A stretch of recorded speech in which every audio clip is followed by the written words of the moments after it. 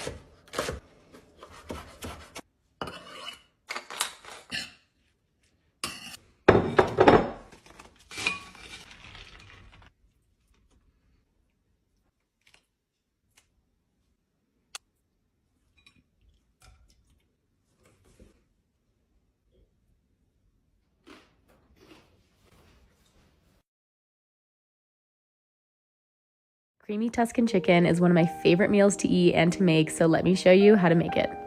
I like to start off by butterflying my chicken and then seasoning it with some salt, a little bit of garlic powder, a little bit of onion powder, some paprika, some oregano, and a bit of black pepper as well.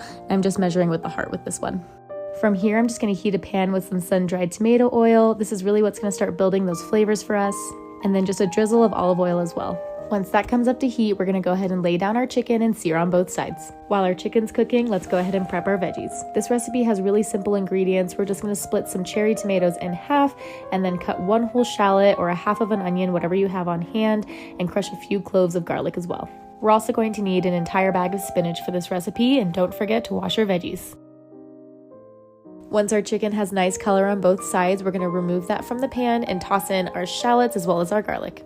Go ahead and let these cook for about 3 to 5 minutes until they get nice and aromatic.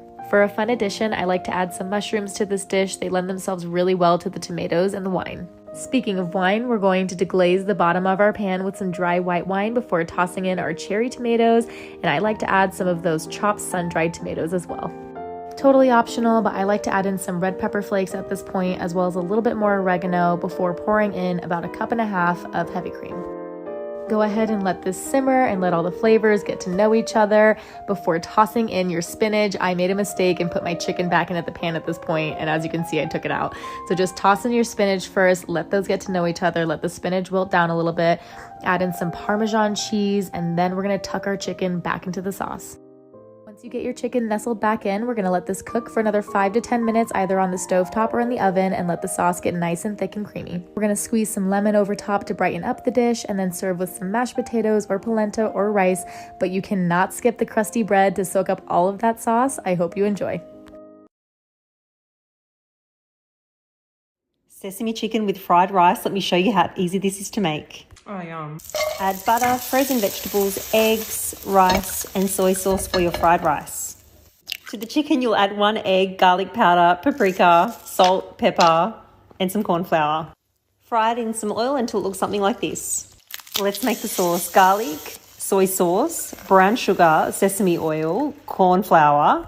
The chicken goes back in. This is so good. If you think chicken and rice is boring and bland, you have to try making this Nando's copycat peri peri chicken and rice. Also, did I mention it's a 1-pan recipe, so cleanup is super easy. Start up by marinating the chicken thighs in some olive oil, chili powder, garlic powder, black pepper, smoked paprika, cumin, and salt. Sear it in a pan on both sides, and then you're going to baste it with some medium peri peri sauce if you don't like it too spicy. To the same pan, add some butter, and then saute some garlic, red bell pepper, and tomato paste. Toast the rice, and then you're going to add your chicken broth along with a bunch more spices. Cover to let it cook to perfection, and then we're going to add our peas and cilantro and mix that all together. Finally, add the chicken back on top, and all that's left to do now is enjoy. I don't really want to do a lot of cooking tonight, but I want to eat something really, really good. And I don't want to order takeout. So I'm going to show you one of my go-to dinners. I always get a lot of hate whenever I say I'm making a simple recipe and people are like, that's still too much effort. I cook for a living, so for me, this is very minimal work. I'm gonna do about 1.5 cups of jasmine rice. Wash this about 3 to 4 times until the water runs clear. Rice is washed into the pot. Fill it with some water. The Brussels sprout from my previous video is actually a cabbage. Steamed cabbage is probably one of the top 10 of my favorite things. Get a bowl. Add a little bit of flavor. Now we add in the cabbage, and now we cook. Now the main part. These are so good. I get these from Aldi. Comes with sauce. We don't want them. No, I'm just kidding. The sauce is actually really good, but I like to make my own. Once your rice is about halfway done, go ahead and add these to your cooking creature. Cooking creature is also known as an air fryer. I almost got so sad because I thought I was out of my Korean barbecue sauce. It is my favorite. If you want to screenshot it, put that in. Mushroom flavored soy sauce. Fish sauce. Grated ginger. I like to add a lot of it. Red pepper flakes. Garlic. We know her, we love her. We're gonna grate in as much garlic as her soul tells us. I'm gonna add a little bit of honey. Beautiful. And now we clean up our mess because less mess, less stress. Look at how beautiful and fluffy that rice is. The nuggets are still hot. We're gonna put them right into our sauce. And now we mix it.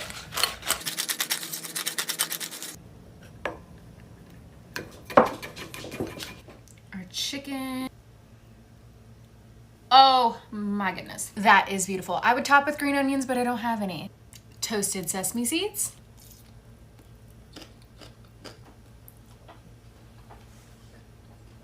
Follow along for more recipes. Hey y'all, so my mom used to make these crunchy tacos back in the day, and they are so bomb, and they're super easy and cheap to make. She actually passed away a couple years ago, so I can't ask her like exactly how she did it, but from what I remember, she always had potatoes in there. I boiled 3, but I only used 2 of these, and just boil them whole until they are soft, and you can peel off the skin. And then I used a whole chicken and just shredded it up. You can use leftover chicken, leftover whatever type of meat. That's what my mom always did.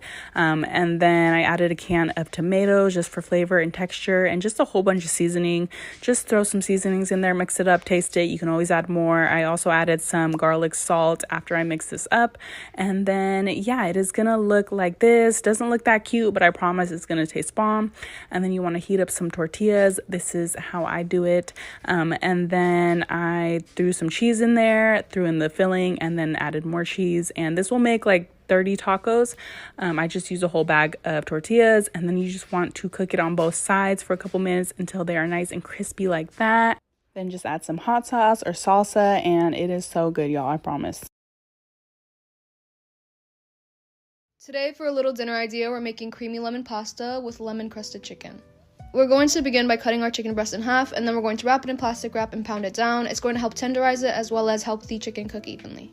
Now it's time to prepare our coating. I'll have everything displayed on the screen for you guys, but we're basically going to take our thinly sliced chicken and dip it into our flour, our egg mixture, and then into our panko. We're going to fry our chicken breast in about 1 inch of oil just to give it color, so on medium heat for about 2 minutes on each side, and then we're going to pop it in the oven at 400 for about 8 to 10 minutes to finish cooking. Here I am sauteing our onion, garlic, and red pepper flakes for about 2 minutes on medium heat, and then we're going to add in our lemon zest and lemon juice and let that chill for another 2 minutes. Now it's time to add in your half and half, but make sure it's warm before you add it in because the acid from the lemon juice can cause your sauce to curdle, and we don't want that to happen. Let your sauce simmer for another 2 to 3 minutes, and then you're going to add in your Parmesan cheese, your seasonings, and your parsley. Add in your cooked pasta as well as a half a cup of pasta water, and continue to let your sauce simmer until you're happy with the thickness of your sauce, and you're done. This is the recipe that got me to love shrimp.